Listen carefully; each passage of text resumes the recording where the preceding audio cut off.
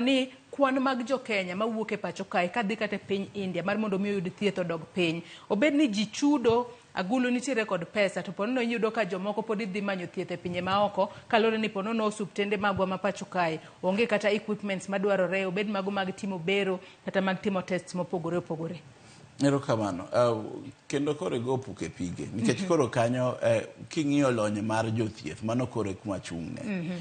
Iyudo nitie kaka wacho ni nitie bero moko ma ok timre e Kenya ka ma chuno ni nyaka koro water ji e pinje maoko. Gisane gima watimo kaka division machung'ne watimo gimiluongo ni TNA, training needs assessment. Wang'iyo ni to iye ka gi areas mage ma wane gidwaro ahinya. To i areas ma wane gidwaro ni wan gi ji adi manyalo timo manyalo meet dwarwano manyalo timo dwachwano mondo dhi kare. Koro kwang'iyo ni jok mwatero ng'enyne oko itimo negi transplant. Nikech sani jok ma dhi thieth e pinje maoko mana jok ma onge gi thieth ma ok nyal tim Kenya ka.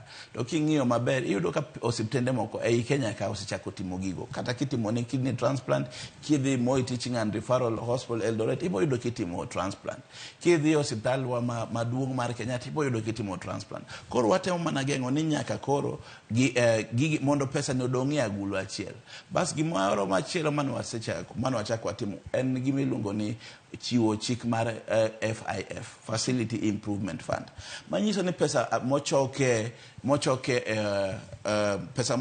e hospital kacha chon kacha kata mbele kacha no dhi e county government. Tiyudo ka pesa ni kobiro tichulo igero go mana cho e chiro, iketo go mana stima, iketo go mana shed mar boda. Ok awach ni mago rach, mago be bera. Tiyudo ka kiwango mar thieth dok piny to gik mo pesa to wuok oko. Koro wacho ni pesa modonje e facility ka otim surgery ma pesa donje ka kanye mwalore mondo med bero hospital no mondo med yudo services. Nikech ng'enyne iyudo ni ok ni skills go onge, ok ni lony no onge i Kenya ka. Lony no nitie atia, seche moko equipment ma onge. To kwa dino chwer mar pesa ni kowuok oko, to wayudo pesa mwanyalo choko maber mondo wanyiego equipment maber manyalo miyo lony no ng'at man gi lony no otim go surgery monego otim.